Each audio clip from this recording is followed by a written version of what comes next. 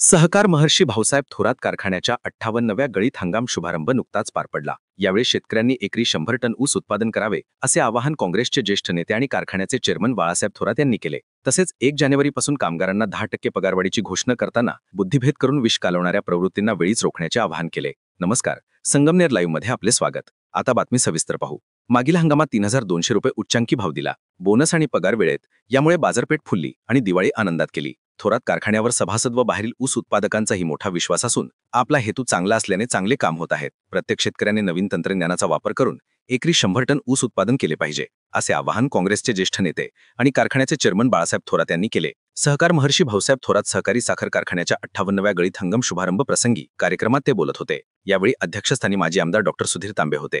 सौ कांचनताई Thorat, vice chairman Pandurang Ghule, Ranjit Singh Deshmukh, जयश्रीताई थोरात यांच्यासह कारखान्याचे सर्व संचालक आणि विविध संस्थांचे पदाधिकारी उपस्थित यावेळी होते।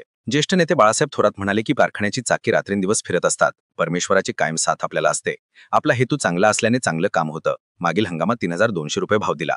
कामगार, सभासद, ऊस उत्पादक, व्यापारी यांना दिवाळी चांगली गेली। जे चांगली आहे ते नेहमी आपण करतो, मात्र काहींना हे सहन झाले नाही। यावर्षी 9 लाख मेट्रिक टनपेक्षा जास्त गाळप होणे अपेक्षित असून यावर्षी सर्वत्र चांगला पाऊस झाल्याने व निळवंडेचे पाणी आल्याने ऊस लागवड चांगली आहे।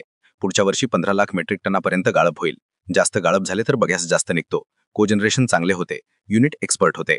सर्व शेतकऱ्यांनी एकरी 100 टन ऊस उत्पादन होईल यासाठी काम करावे। याचबरोबर कार्यक्षेत्रातील आणि कार्यक्षेत्रातील बाहेरून सुद्धा ऊस वेळेवर येईल यासाठी प्रोग्रामप्रमाणे काम करावे।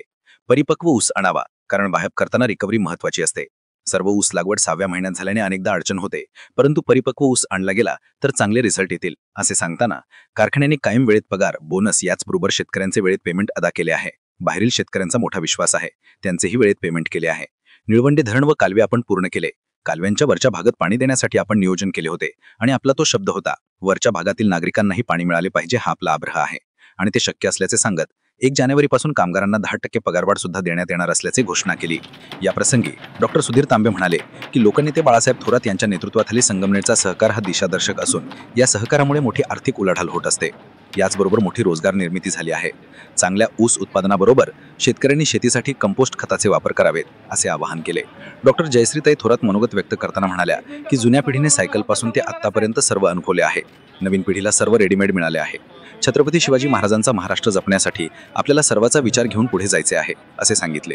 दरम्यान या कार्यक्रमाचे प्रास्ताविक कार्यकारी संचालक जगन्नाथ खुगरकर यांनी केले। सूत्रसंचालन नामदेव कांडळे यांनी तर व्हाईस चेअरमन पांडुरंग घुले यांनी आभार मानले। धन्यवाद। पुन्हा भेटू पुढच्या बातमीत।